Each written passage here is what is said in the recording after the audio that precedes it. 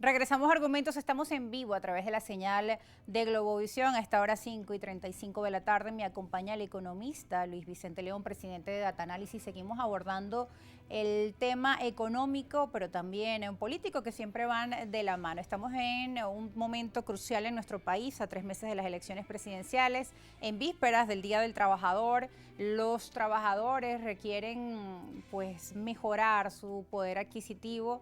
Nos explicaba en el segmento anterior, para poner en contexto a nuestra audiencia, que antes estábamos en modo grabado dado a una transmisión, que bueno, el trabajador venezolano quiere mejoras, han rechazado el sistema de bonificación del salario.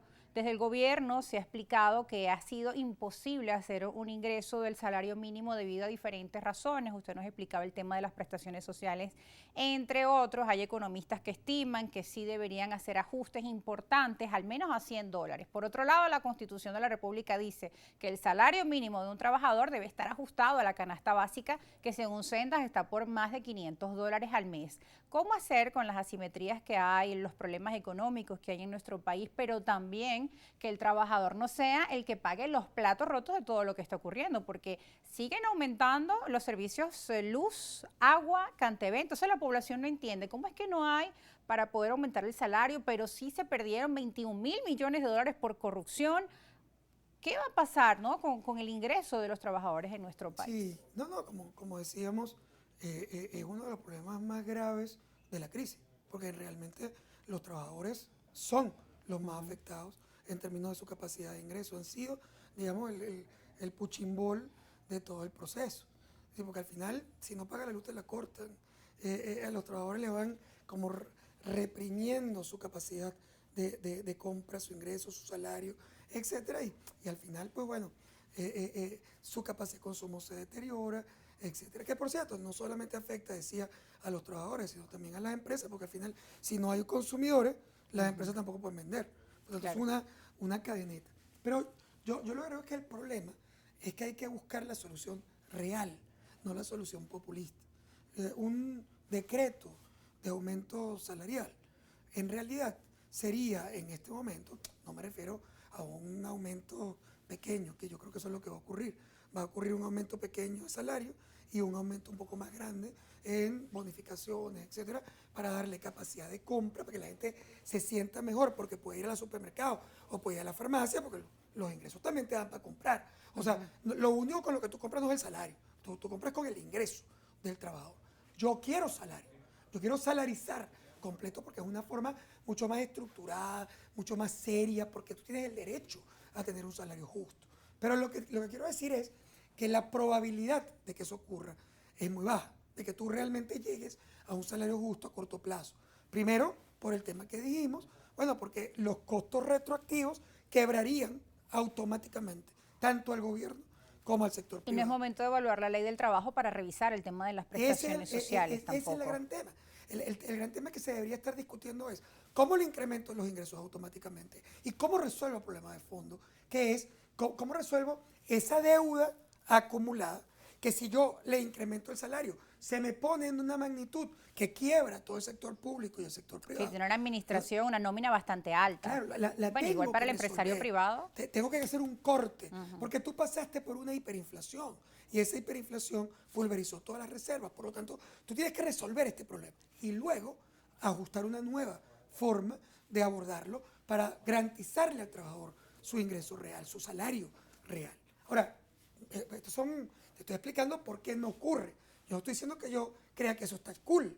O sea, todo lo contrario, creo que eso es una desgracia, que el país no tenga un salario adecuado, Claro. que no tenga además la capacidad de poderlo ajustar a un nivel adecuado. Tú decías, bueno, la Constitución indica que el salario mínimo debería estar equivalente A la a la canasta canasta. básica por encima de Ahí, 500 ahí dólares. tienes un montón de cosas. La primera es que en realidad la estimación de de la canasta básica tendría que hacerse de una manera formal, mucho más sofisticada que la que existe en este momento, porque no hay un cálculo suficientemente fino como para estar completamente seguro. Segundo, muy importante, la Constitución puede decir muchísimas cosas, pero vimos que la implementación de esos procesos en el medio de crisis nos terminó ocurriendo. La Constitución también te garantiza vivienda, y te garantiza educación, y te garantiza un Gratuita montón y de de cosas calidad, igual la salud. que al final tampoco Lamentablemente, que no ocurre. deberían Entonces, garantizarse. allá Está es ahí. donde hay que ir.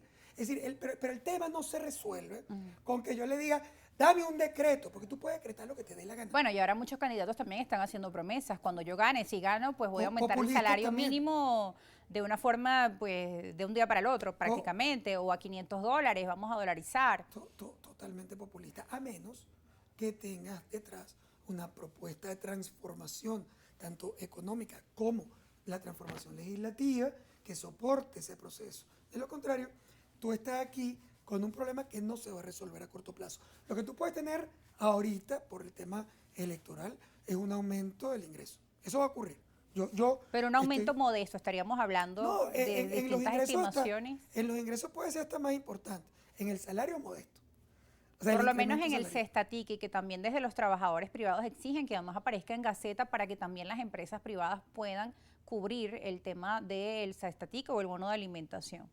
Yo creo que, bueno, yo no puedo proyectarlo porque yo no Claro. estoy dentro de la planificación estatal para nada, no tengo ningún contacto con eso. Pero lo que te puedo decir es que sería muy raro que el gobierno no hiciera un aumento importante. Y a lo mejor hasta varios. Porque desde Fedecámaras o el sector privado estiman que el salario o el ingreso mínimo de los trabajadores está entre los $200 en el sector privado. Es que ese Atención. es el otro- Y ojo, eso es una media porque hay muchos trabajadores del sector privado que no están ganando $200 al mes. Claro, pero la Y no en verdad- salario, en pero- bonos. pero la verdad es que cuando tú calculas, por ejemplo, oye, en Venezuela el salario mínimo es $5, $7, y entonces así no se puede vivir. Es que así no se puede vivir. Claro. Es mentira. Nadie vive con $5 o $7. Yo reto básicamente que alguien me diga que está ganando $5, yo lo pongo en Parapara y Ortiz, ¿ah? O en Altagracia Orituco, en Guárico, le doy $5 y lo dejamos un mes. ¿Tú qué consigues? Al final de Nada, ese mes? absolutamente con O sea, eso dos no se perros hace calientes nada. cuestan $5. ¿No está claro? O sea, 2 perros calientes cuestan $5 en el interior. Entonces, eso es mentira. Eso no es lo que pasa. Lo que ocurre es que hay unos ingresos que no están salarizados.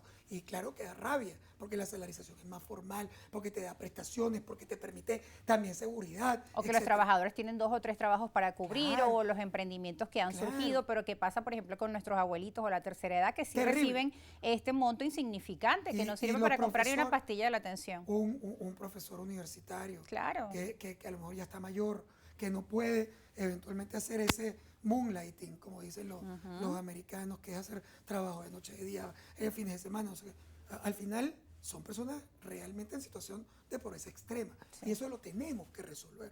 Pero a lo que yo voy es que la solución del problema no es un decreto populista en una campaña electoral.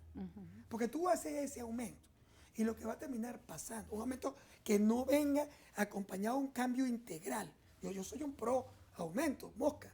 Lo que estoy diciendo es que tú tienes que lograr ese aumento que pueda durar en el tiempo, porque si no, lo que ocurre es lo que ha ocurrido hasta ahora. Se llama ilusión monetaria. Ahora, por ejemplo, tenemos el 28 de julio las elecciones y se produce un cambio de gobierno, o en otro escenario gana el presidente Nicolás Maduro, pero son unas elecciones reconocidas por toda la comunidad internacional y se levantan las sanciones, que esa es una también de las preguntas. Sin esas sanciones de Estados Unidos a nuestra economía, ¿cuáles serían esas expectativas de crecimiento, gane quien gane, en un proceso reconocido? Porque también esto se vino agravando, no es que es la causa, pero se agravó producto también de las sanciones y del aislamiento de Venezuela en la comunidad internacional. ¿Qué pasa si después de ese proceso electoral llega ese reconocimiento completo, pleno de la comunidad internacional, se reanudan las relaciones diplomáticas con Estados Unidos y con otros países, entre otras tantas cosas que podrían desencadenarse? ¿Qué pasa con esas expectativas de crecimiento? Bueno, la realidad de Venezuela sería completamente distinta. Recuérdate que Venezuela, alrededor de dos cosas, porque no es solamente una, dos, un modelo económico que fue bastante primitivo, controlador, intervencionista, expropiador, que generó desconfianza en el inversionista, etcétera, que fue el modelo con el que se arranca todo ese proceso Sí. de deterioro, y luego la amplificación del problema por parte de las sanciones sectoriales. No estoy hablando aquí de sanciones personales, las sanciones sectoriales, económicas, financieras, petroleras, que te amplificaron el problema. Alguien te dice, no, las sanciones no amplificaron el problema. Entonces, ¿para qué son? Ah, no, yo te castigo impidiendo que tú despaches petróleo, pero eso no afecta a la economía. Ya va, espérate. ¿Cómo es eso? ¿Cómo es que tú no dejas que un país petrolero exporte petróleo y no le afecte a su economía? Y de paso llevó a que otros hicieran otras maniobras y aumentaron más el problema de la corrupción, de paso. Bueno, no, además, el campo perfecto de la corrupción es el campo del mercado negro, que es donde tú llevas un país cuando está sancionado. Sí, donde ya Claro. había un proceso de corrupción. No estoy diciendo con esto que la sanción es la madre de la corrupción. Tú has tenido corrupción en Venezuela muchísimos años. Y mosca, y no solamente en este gobierno. Pero en todo caso, ese no es el tema. Lo que te quiero decir es que cuando tú miras los países sancionados, son el paraíso de la corrupción. ¿Por qué? Porque si yo tengo que exportar un petróleo sin que nadie vea dónde está, sin poder auditar, sin tener leyes internacionales de auditoría, sin poder presentar facturas, porque es un mercado negro, como cuando tú le comprabas a los bachaqueros, o sea, la probabilidad de corrupción se amplifica. Ahora, si tú eso lo quitas y tú regresas a una situación normal, miren lo que estoy hablando. Venezuela perdió entre el año 2013 y el año 2020 y 2021, perdió 75% de su producción. Bueno, yo no estoy diciendo que tú vas a poder recuperar todo eso, que sería crecer 400% para poderlo compensar, porque si tú eras 100 y te convertiste en 25, para volver a 100, tienes que cuatruplicarte. Y que eso no es de la noche a la mañana. No, es una cosa muy compleja. Pero tú sí podrías ver automáticamente una recuperación de confianza muy importante, una decisión de inversión de largo plazo, porque no habrían sanciones y no habría limitaciones, y la actividad petrolera y gasífera podría generar ingresos suficientes para reinvertir en infraestructura, etcétera, que son los bloqueadores. Los servicios públicos en este momento, que tan afectados se encuentran. Tenemos que ir a una pausa, pero ya regresamos con más argumentos y Luis Vicente León, economista, presidente de Data Análisis.